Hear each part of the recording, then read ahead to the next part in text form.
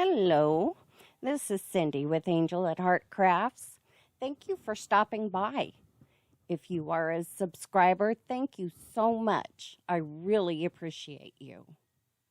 And if this is your first time, stay a while.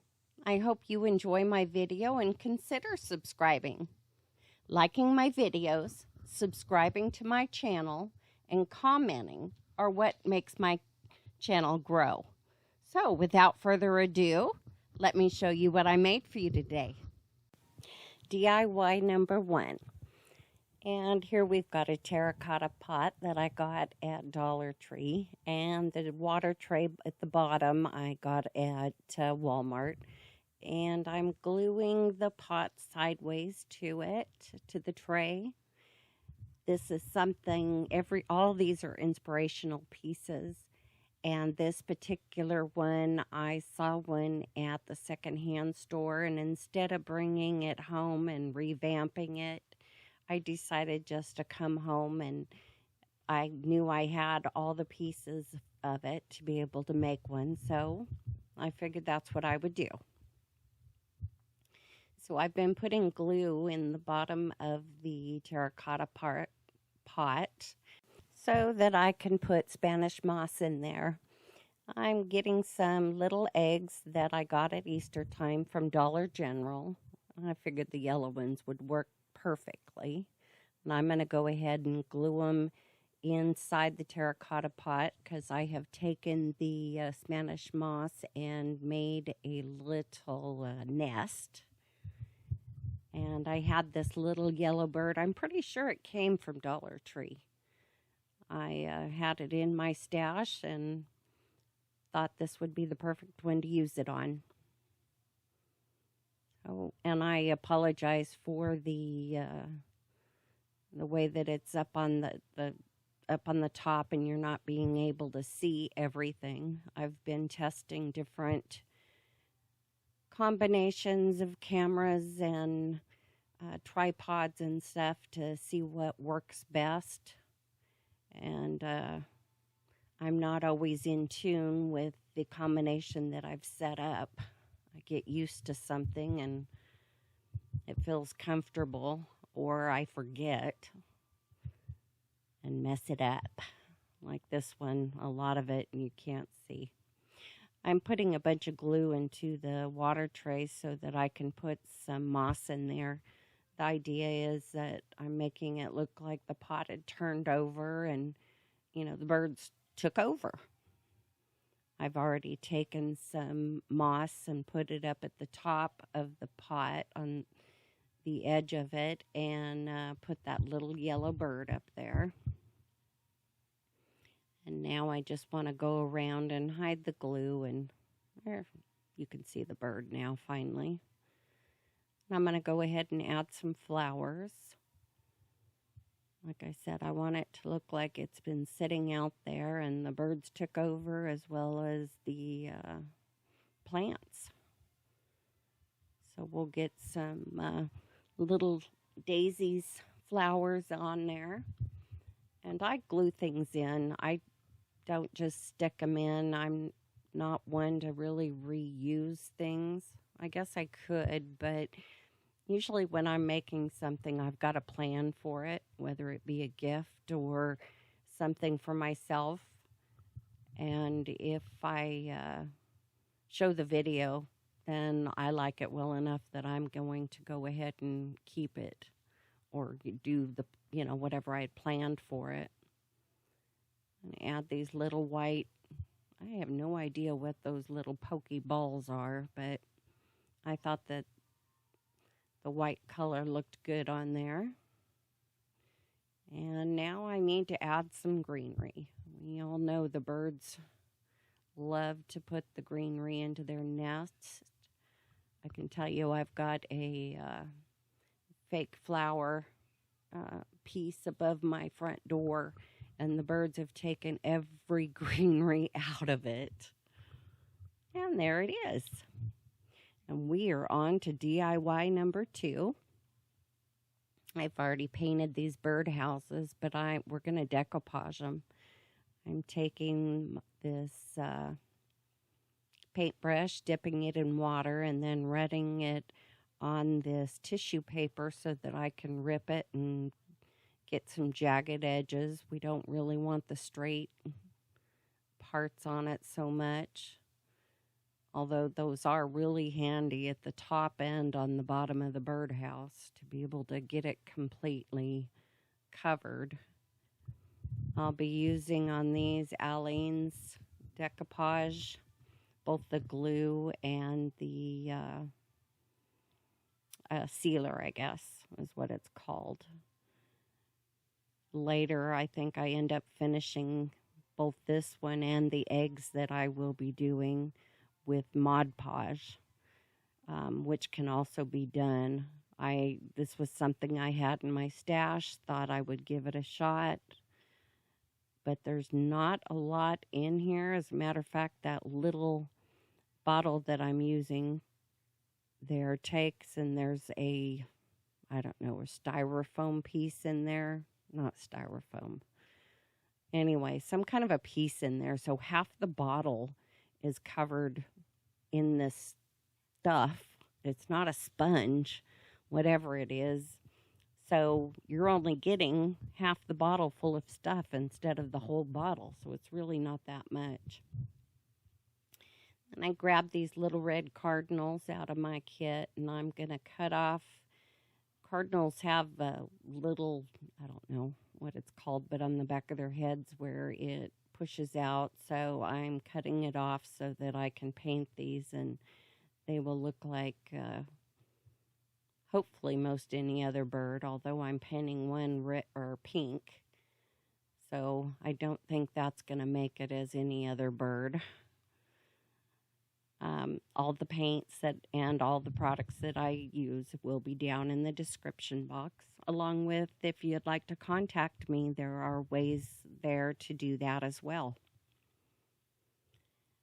And I'm going to go ahead and glue on some Spanish moss or reindeer moss, just to kind of make my birdhouses look a little bit more realistic. I got to get all my little birds painted. I don't want them all to be cardinals. I want them to look like something else. I'll go ahead and put some little tiny baker's twine bows on my houses and add a little bit of boxwood greenery to it. And then I'll get my birds on, and there you go. That is my final birdhouses. And these were all done with tissue paper. All the birdhouses came from Dollar Tree.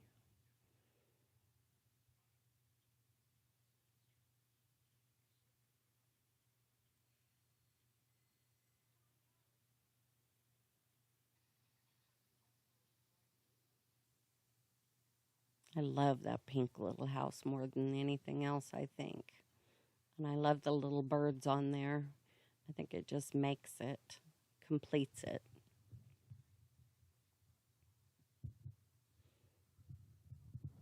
Okay, and there's my inspiration from Chemo Crafts. I will have the everything down below if you'd like to go take a look at what inspired me. And for DIY number 3, again, I show you I've got the Aleene's. I got that egg at Easter from Dollar Tree. This other one had little makeup sponges in it. And I kept the egg to see what I could make of it. And I'm going to take off the little plastic piece where the ribbon was tied to it. And you can see I've got the same colors of tissue paper that I had for the birdhouses.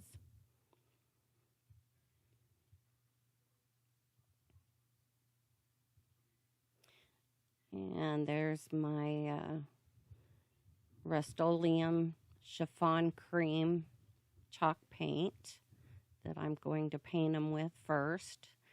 And then I've got Tight Bond glue that I've just put in a smaller applicator. And I'm going to glue the 2 pieces of the eggs together. I don't want them coming apart. while after I've got them all decoupaged. I think that would kind of ruin it. And then getting all that cleaned off there, I'm taking some alcohol and cleaning them so that the paint will make sure to stick well. My little alcohol container there came from Dollar Tree as well. And get it all clean so I can get it painted.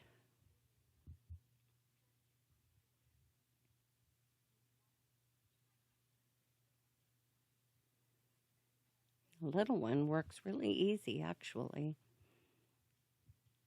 Except it kept trying to roll away from me. And this one, I had a bad habit of, while I was hanging on to it, squeezing, and it kept opening back up, so I had to keep putting it back down. But I finally got it all painted. And here I'm just trying the rip method to get some of the pieces for the decoupage.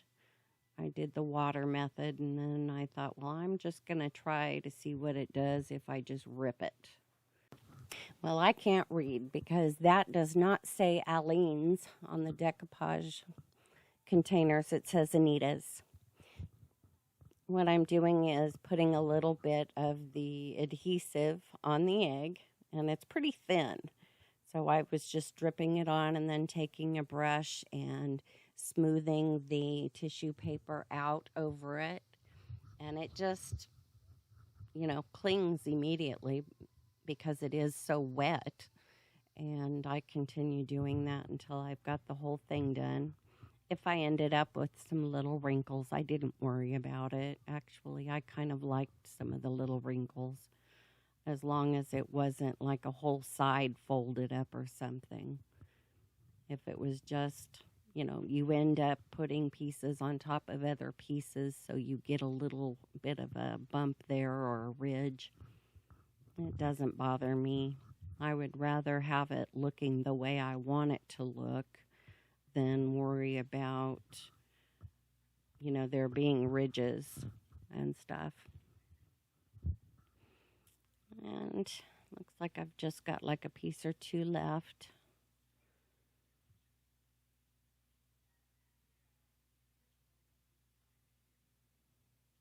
Told you that egg kept trying to escape, and I'm looking inside that bottle, like half of it has got that, I don't know what is that's in it, so you think you're getting a bottle with that much solution in it, and you're not. You're getting half of it. So then here is a big egg, and I'm doing this one with a napkin instead of tissue paper. The other large egg is going to be done with the dark blue tissue paper. And here you can see I was trying to take one of my silicone brushes and dipping it in the water and then running it on the napkin to make it tear that way, but it just was not working as well. So I got a brush and I'm doing it this way instead. The little water reservoir that I've got there came from Dollar Tree, as well as the napkins and the egg. So I'm just going to go through and put water here and there, make some lines, and that's where I'm going to rip it. I really liked this napkin with those blue birds on it. And there is the dark blue egg that I did with the ribbon that I put on it. And you can see the small one with the ribbon around it. Trying to just embellish it a little bit. Apologize for everything else in the screen. Again, while I'm trying different setups. I was going to try something with my computer, which didn't work. So I'm going to finish adding my embellishments and then reveal all three of my eggs. Now I'm adding my embellishments and the bows. This bow was not cooperating. This ribbon does not like to bend. as well as there's another one that does the same thing. But I end up, I'm using wire to tie these. I was taught to make bows by a florist. So my bows are, done how a florist would do them. Probably need to make some videos showing how I was taught to make them. I just don't know how well I would show them. I guess I would really have to work on the view and the angle to make sure that it does show it well enough for viewers to be able to learn.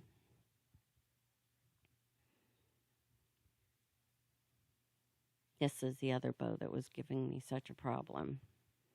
It doesn't like to bend. They don't like to stay where they're supposed to.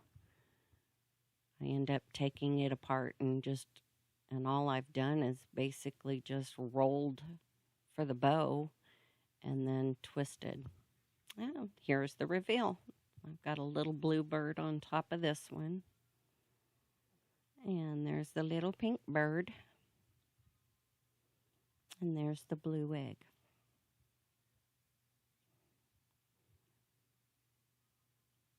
I love these eggs. I really do. And DIY number 4.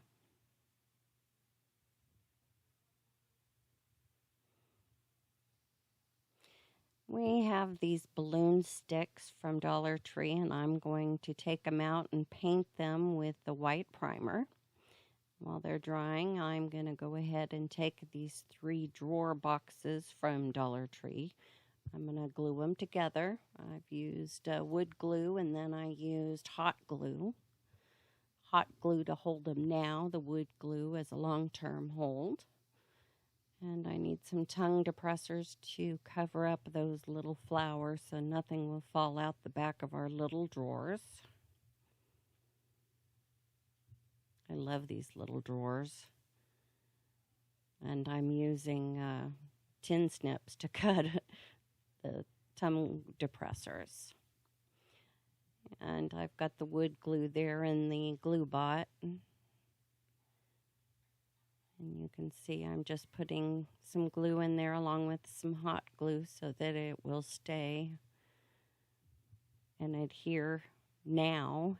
And then the wood glue has its time to dry and make sure that it has a good and sturdy hold. And now anything I put in my drawers won't fall out the back. And this is Folk Art Antique Wax that I'm going ahead and I'm staining these boxes with. I've used a paintbrush to be able to get into all the corners because it is so hard for me to do it. And then I take a baby wipe and use that to smear, pull off some of the color off of the edges and things and put it in other places so that I can get it all stained.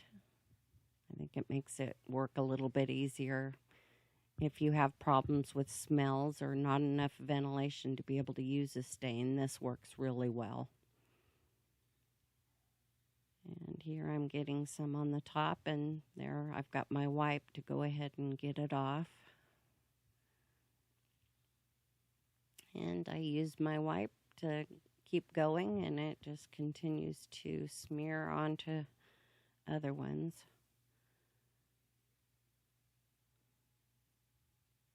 Between me and the brush, we definitely got it all done.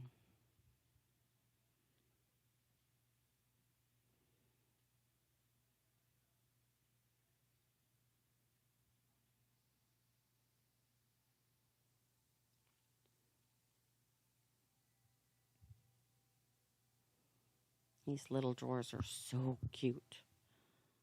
I just love them. Okay, and I got these little label pulls at Amazon.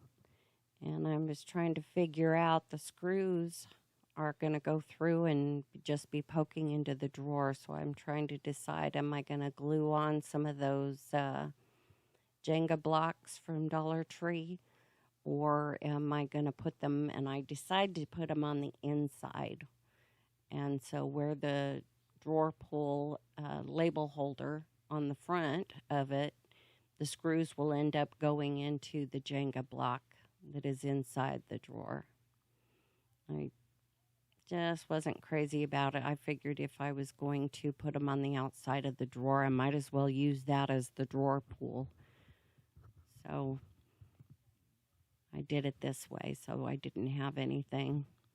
I go ahead and I end up drilling my holes for the screws. And there, I've got them all done. Now, you remember those tubes I painted in the beginning? I tried a stone paint on them, and I ran out, so then I used a nutmeg paint on them. And now I am attaching them to my drawers, gluing them well. I want it to hold well, but I also don't want big globs of glue either.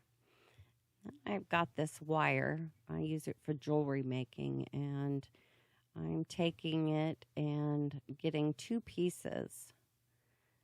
This was also an inspiration piece, but I changed it. It was inspirational. The design of it just made me think, I bet you I could do a shelf that is similar to that. And so here I am giving it a shot.